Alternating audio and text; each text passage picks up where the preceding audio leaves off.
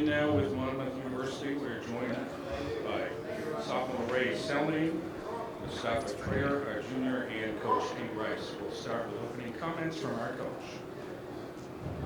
I'm going to start a little different today before I give Baker and those guys a lot of credit. I know sometimes there's these rules and MAAC rules. I have a 7-year-old son that some grown men tried to tell me he can't be with his father right now. What kind of rule is that? When a 7-year-old can't be with his father in the biggest win of the season. Where's Rich at? So we can really talk about the thought behind that. Okay, that's ridiculous. Now they're trying to run my 7-year-old out of the locker room. He comes on the bus with his father. The players treat him like a little brother. He loves those guys to death. He thinks he's on the team. You'll see him, he'll be the one running up and down the stairs doing the exercises that the players do. And he can't be with his dad. We need to calm down, everybody, and let a kid be with his father.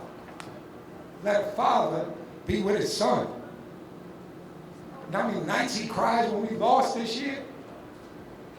How many times I had to put him to bed crying? What's wrong with the MAAC sometimes? After the biggest win of the year, right? That's what this is about. Got to give Baker credit. He's an incredible coach. I know his father, I know his nephew, because that 7-year-old went to camp with his nephew and they had a great time together. I know his whole family. I respect Villanova so much. And Baker has done an incredible job. This is the first time we beat them since he's been the coach.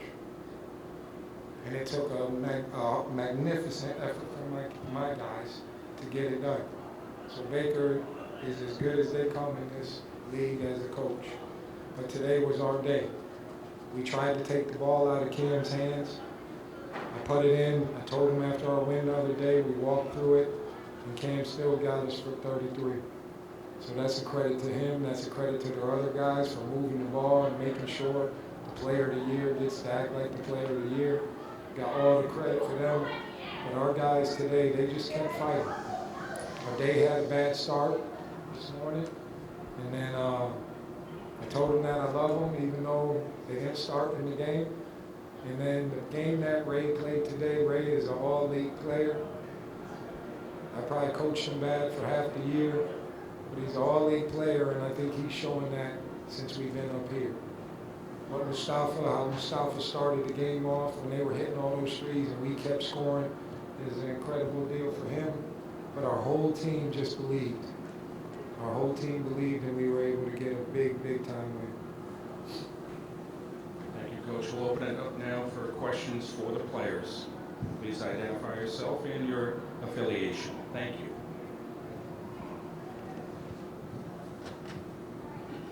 Zach Senza from the Outlook. Ray, this was a game where Quinnipiac was just hitting 3 after 3. How does it say for you guys to answer those threes and come back with the win? I think we did a good job of staying composed and not letting their guys getting off affect us in a negative way, which had tended to happen to us in the past.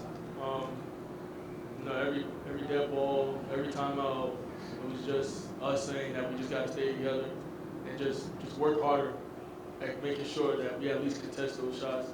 Because they're gonna hit shots, but like Coach said, how hard we played is what's going to determine the game. I think we played extremely hard today, and we stayed together throughout the whole game. And I think that's what got us this win.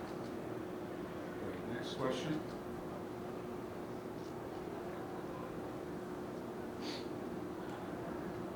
Go ahead, folks. Time is precious. Right here. Right over here. Just a question for the players. Chris Stacy, Q3 Sports. You guys had a 21-3 run in the second half. How important was that to get the win today? It was really important because, like I said, they hit tough shots. It would have been easy for us to fold like we did in the past a couple of times. But like I said, we just stayed together and we got stops when we needed to. Guys made the right plays, made the right reads, and like I said, we just played for each other today. Kevin Higgins, QBSN.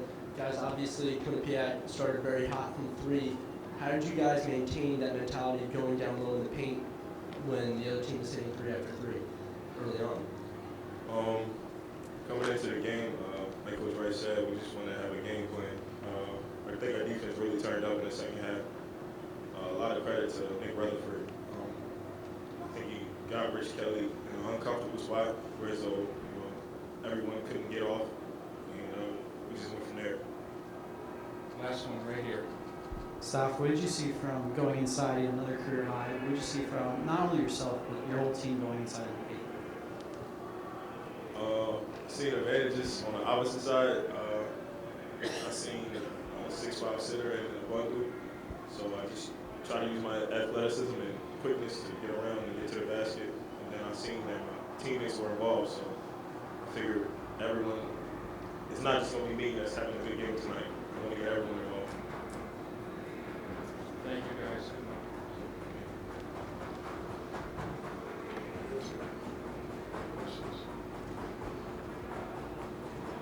I'll take questions for Coach.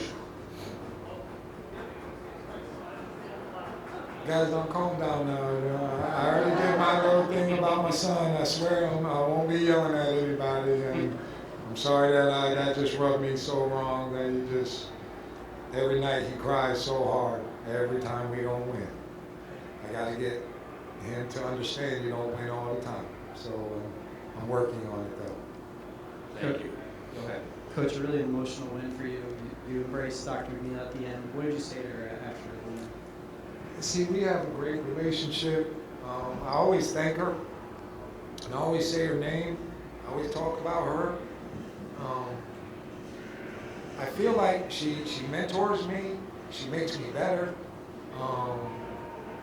When we were 0-11, right, and I guess on social media everybody had me fired, she called me in the office and she said, "I hope you're not worrying about that." And I was like, "Well, I don't look on that." She said, "King, we are good. Your job is more important than winning basketball games." And I said, "Dr. Mio, I just want to win." And she said, "I do too, but your job is more important than basketball games. Your job is to run a program. And how you have been running this program, we like that a lot. You'll win the games you're supposed to win, King. Just keep doing what you're doing." And then she went on vacation. So I was like, I guess I'm pretty good. But then our president came up and said the same thing. So it's bigger than that. And I'm the one that gets too mad when we don't win. And we've graduated a lot of kids, and that's an important part of my job. And it's kind of like, well, I knew I could do that part. The hard part is winning games. And especially when you got all these coaches in this league that we all know each other and we know what's coming. He probably knew what I was calling before I called it. And, you have to be lucky to have this be your first job, okay? She re-upped me when I was 30 and 100, okay? And that made me coach better. Then we had a good run for a couple of years. I owe her so much that she gave me a chance. So I told her I love her. And her husband's with her, so hey, I did say that. Thank you, Coach. Thank you. Right here. Hey, Coach. Azar from MB Magazine. In the second half, the beginning of the second half, Quinnipiac came out firing, and it looked like it was the game was about to start out. Outsiders perceived it. You called a timeout. What did you say to your team, and what adjustments did you make to stop that bleeding that was coming? Well, we were up 5 and we hit 2 threes, so we were only down 1. But the things we didn't have the same intensity.